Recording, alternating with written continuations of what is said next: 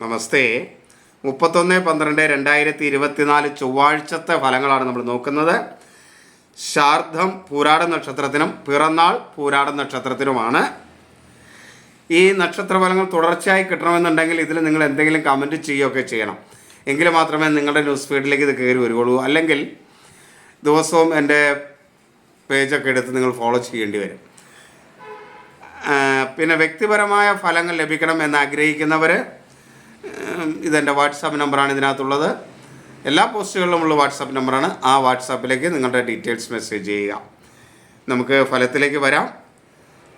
തുലാം കുംഭം രാശിക്കാർക്ക് ശുഭവും, മേടം കർക്കിടകം കന്നി മകരം രാശിക്കാർക്ക് ഗുണദോഷ സമ്മിശ്രമായ മധ്യമാവസ്ഥയും, വൃശ്ചികം ധനു രാശിക്കാർക്ക് ദോഷവും, ഇടവം മിഥുനം ചിങ്ങം മീനം രാശിക്കാർക്ക് കഠിന ദോഷവുമുള്ള സമയം ആണ്. ഇത് ചന്ദ്രാധിഷ്ഠിത രാശിഫലമാണ്. ഇതിന് പരിഹാരമുള്ളതാണ്. നന്നായി നാമം ജപിക്കുക, ക്ഷേത്ര ദർശനം നടത്തുക തുടങ്ങിയ കാര്യങ്ങളൊക്കെ ചെയ്താൽ ഈ ദോഷങ്ങൾ കുറയും. അതുകൊണ്ട് നന്നായി പ്രാർത്ഥിക്കുക ഒക്കെ ചെയ്താൽ മതി. അതുകൊണ്ടാണ് ഈ നക്ഷത്രം കൂടുതൽ പ്രാധാന്യമുണ്ടായത്. ഇനി നമുക്ക് ഓരോ കൂറുകാരുടെയും നാളുകൾ പറഞ്ഞിട്ട് വിശദമായിട്ട് നോക്കാം. അശ്വതി ഭരണി കാർത്തിക ആദ്യ കാൽഭാഗമാണ് മേടക്കൂറ്. മേടക്കൂറുകാർക്ക് ഗുണദോഷ സമ്മിശ്രമാണ്. പിതൃസ്ഥാനീയരുമായുള്ള കലഹങ്ങൾ ഉണ്ടാകാതിരിക്കാൻ പ്രത്യേകം ശ്രദ്ധിക്കണം. സാമ്പത്തികമായ നേട്ടങ്ങൾ ഉണ്ടാകുന്നതോടൊപ്പം തന്നെ സാമ്പത്തികമായ ചില അപ്രതീക്ഷിതമായ നഷ്ടങ്ങളും വരും. അതേപോലെ ആരോഗ്യ പ്രശ്നങ്ങളും ഉണ്ടാകും. കുടുംബത്തിൽ ഒരു സ്വസ്ഥത അല്ലെങ്കിൽ സമാധാനക്കുറവ് അനുഭവപ്പെടും. എന്നാൽ എന്ത് കാര്യങ്ങളും ചെയ്യുന്നതിന് ഒരു ധൈര്യവും അതേപോലെ മാനസികമായ ഒരു ശക്തിയുമൊക്കെ കിട്ടുന്ന ഒരു സമയം കൂടെയാണ്. പൊതുവെ ഗുണദോഷ സമ്മിശ്രമായിരിക്കും മേടം രാശിക്കാർക്ക്. ഇനി ഇടവം കാർത്തിക അവസാന മുക്കാൽ ഭാഗം, രോഹിണി മകീരം ആദ്യ പകുതി ഭാഗമാണ് ഇടവം രാശി. ഇടവം രാശിക്കാർക്ക് കഠിന ദോഷമാണ്. വേണ്ടപ്പെട്ടവരൊക്കെ ആയിട്ട് കലഹമുണ്ടാകാനുള്ള സാധ്യത, അതുമൂലം മനസ്സിന് സ്വസ്ഥതയില്ലായ്മ, സ്ഥാനമാറ്റം, ധനക്ഷയം, രോഗപീഠ, കുടുംബത്തിൽ ഉള്ള മക്കളും അല്ലെങ്കിൽ കുടുംബത്തിലുള്ളവരുമായിട്ടൊക്കെ അഭിപ്രായ വ്യത്യാസങ്ങൾ, അലസത, കർമ്മതടസ്സം, ഇങ്ങനെ പൊതുവെ ഒട്ടും അനുകൂലമല്ലാത്ത ഒരു സമയം ആയിരിക്കും. മിഥുനം മകീരം അവസാന പകുതി ഭാഗം, തിരുവാതിര പുണർദം ആദ്യ മുക്കാൽ ഭാഗം. മിഥുനം രാശിക്കാർക്കും കഠിനമായ ദോഷമാണ്. ഗവൺമെൻറ് കാര്യങ്ങളിലൊക്കെ പലവിധ തടസ്സങ്ങൾ നേരിടും. ധനപരമായ കാര്യങ്ങളിൽ തടസ്സങ്ങൾ നേരിടും. സുഹൃത്തുക്കൾ മൂലം ചില പ്രയാസങ്ങളൊക്കെ അനുഭവിക്കും. ആരോഗ്യ പ്രശ്നങ്ങളുണ്ടാകും. തൊഴിൽ രംഗത്ത് തടസ്സങ്ങളുണ്ടാകും. വല്ല കരാറൊക്കെ എഴുതുന്നുണ്ടെങ്കിൽ അതൊക്കെ ഒന്ന് വളരെയധികം ശ്രദ്ധിക്കണം.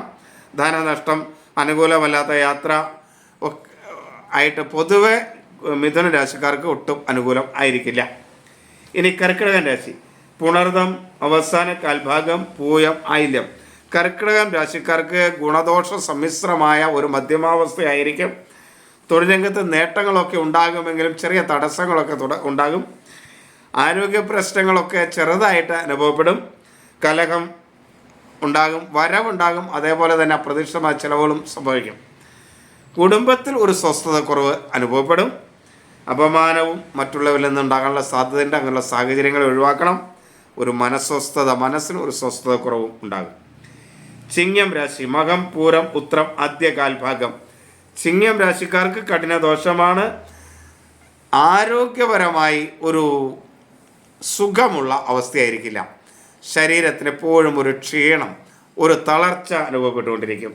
ഒന്നും ചെയ്യണമെന്ന് തോന്നാത്ത ഒരു സ്ഥിതി ഉണ്ടാവും. കുടുംബത്തിൽ ഒരു സ്വസ്ഥതയില്ലായ്മ, ജീവിത പങ്കാളിയുമായിട്ട് ആവശ്യമില്ലാത്ത കാര്യങ്ങളിൽ അഭിപ്രായ വ്യത്യാസങ്ങൾ, മാതൃപിതൃസ്ഥാനീയരുമായിട്ടും ഒക്കെ അഭിപ്രായ വ്യത്യാസങ്ങളുണ്ടാവും. വാഹനമൊക്കെ ഓടിക്കുന്നവർ വളരെ ശ്രദ്ധിക്കുക. അപകടങ്ങൾ, തൊഴിൽ രംഗത്താണെങ്കിലും ഒരു മനസ്വസ്ഥത കുറവ്. ഇങ്ങനെ ചിങ്ങം രാശിക്കാർക്ക് കഠിനമായ ദോഷമായിരിക്കും ഇന്ന്. കന്നി ഉത്രം അവസാന മുക്കാൽ ഭാഗം, അത്തം ചിത്ര നക്ഷത്രത്തിൻ്റെ ആദ്യ പകുതി ഭാഗമാണ് കന്നി. കന്നി രാശിക്കാർക്ക് ഗുണദോഷ സമ്മിശ്രമാണ്. ചില സ്ഥാന നേട്ടങ്ങളൊക്കെ ചിലപ്പോൾ ഉണ്ടാകാനുള്ള സാധ്യതയുണ്ട്. എന്നാൽ കൂടെ നിൽക്കുന്നവർ അനുകൂലമല്ലാത്തവരായിരിക്കും. അത് വളരെയധികം ശ്രദ്ധിക്കണം. ആരോഗ്യ മേന്മയൊക്കെ ഉണ്ടാകും. നല്ല സുഹൃത്തുക്കൾ ഉണ്ടാകും. മക്കളുമായിട്ട് ചില അഭിപ്രായ വ്യത്യാസങ്ങളൊക്കെ ഉണ്ടാകുമെങ്കിലും അവരിൽ നിന്ന് സന്തോഷകരമായ അനുഭവങ്ങളും ഉണ്ടാകും. കാര്യങ്ങൾക്കെല്ലാം ഒരു വിജയമുണ്ടാകും. പക്ഷേ അതിനു മുമ്പ് വളരെ പ്രയാസങ്ങളും ബുദ്ധിമുട്ടുകളും അനുഭവിക്കേണ്ടി വരും. മറ്റുള്ളവരുടെ സഹായവുമൊക്കെ ലഭിക്കുകയും ചെയ്യും. ഇനി തുലാം രാശി. തുലാം രാശി ചിത്തിര അവസാന പകുതി ഭാഗം, ചോതി വിശാഖം ആദ്യ മുക്കാൽ ഭാഗമാണ് തുലാം രാശി. ഈ തുലാം രാശിക്ക് പൊതുവെ ഗുണകരമാണ്. പ്രതാപശക്തിയും ബന്ധുഗുണവും ധനവും മനസ്സുഖവും കാര്യവിജയവും കാര്യഗുണവും ഒക്കെ ഉണ്ടാകുന്ന ഒരു സമയമാണ് തുലാം രാശിക്ക്. തുലാം രാശി മേന്മയുള്ള ഒരു ദിവസമായിരിക്കും ഇത്. വൃശ്ചികം. വിശാഖം അവസാന കാൽഭാഗം, അനിഴം തൃക്കേട്ട നക്ഷത്രമാണ് വൃശ്ചികം. ഈ വൃശ്ചികം രാശിക്കാരെ സംബന്ധിച്ചിടത്തോളം ദോഷകരമാണ്. ചെറിയ ഗുണങ്ങൾ മാത്രമേ ഉണ്ടാവുള്ളൂ. അനുകൂലമല്ലാത്ത ചില യാത്രകളൊക്കെ വേണ്ടി വരും. ആരോഗ്യരംഗത്ത് ചില പ്രയാസങ്ങൾ അനുഭവപ്പെടും. സാമ്പത്തികമായും ചെറിയ നഷ്ടങ്ങളൊക്കെ ഉണ്ടാകും. മക്കൾ മൂലം ചെറിയ മനോദുഃഖവും പ്രയാസവും ഒക്കെ അനുഭവിക്കും. തൊഴിൽ രംഗത്ത് നേട്ടങ്ങളൊക്കെ ഉണ്ടാകാനുള്ള സാധ്യതയുണ്ട്. എങ്കിലും ചില തടസ്സങ്ങളൊക്കെ വരും. എങ്കിലും ഇവരെ സംബന്ധിച്ചിടത്തോളം ഗുണദോഷ ഈ വൃശ്ചികം രാശിക്കാരെ സംബന്ധിച്ചിടത്തോളം ദോഷമാണ്. ചെറിയ ഗുണങ്ങൾ മാത്രമേ ഉണ്ടാവൂ. ഗുണദോഷ സമ്മിശ്രം എന്ന് പറയാൻ പറ്റില്ല. ദോഷമാണ്, ചെറിയ ഗുണങ്ങളെ ഉണ്ടാവുള്ളൂ എന്നർത്ഥം. ഇനി ധനുരാശി.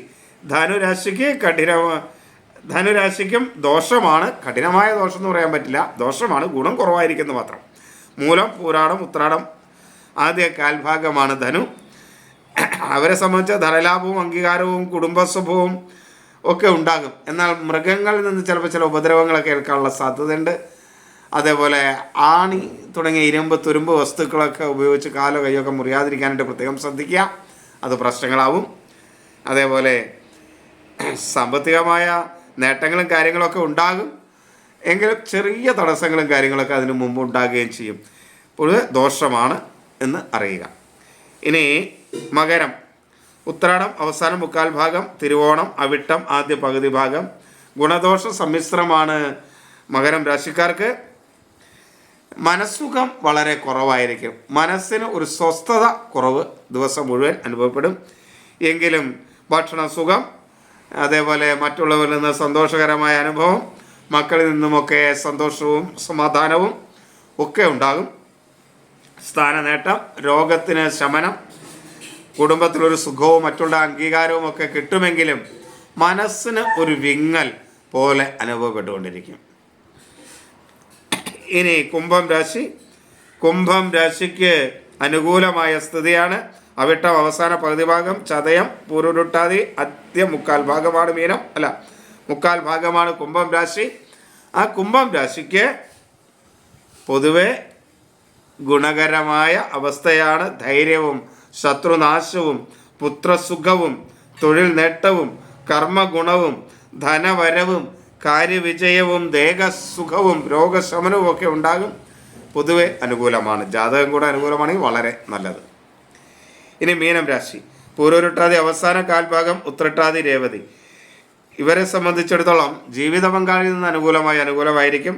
എന്നാലും പൊതുവെ കടം, സാമ്പത്തികമായ ചില ബാധ്യത അല്ലെങ്കിൽ സാമ്പത്തിക കാര്യങ്ങളിൽ മനസ്വസ്ഥത കുറവ്, ഒരു തൃപ്തി കുറവൊക്കെ ഉണ്ടാകുന്ന സമയമാണ്. ആരോഗ്യ പ്രശ്നങ്ങളുണ്ടാകും. മക്കളുമായിട്ടുമൊക്കെ ആവശ്യമില്ലാതെ കലഹങ്ങൾ ഉണ്ടാകാൻ, ദേഷ്യപ്പെടാനൊക്കെ സാധ്യത. വാഹനനഷ്ടം, അപവാദം, കുടുംബസ്വസ്ഥത കുറവ്, ഈശ്വരാധീനം കുറവുള്ള ഒരു സമയം ആയിരിക്കും.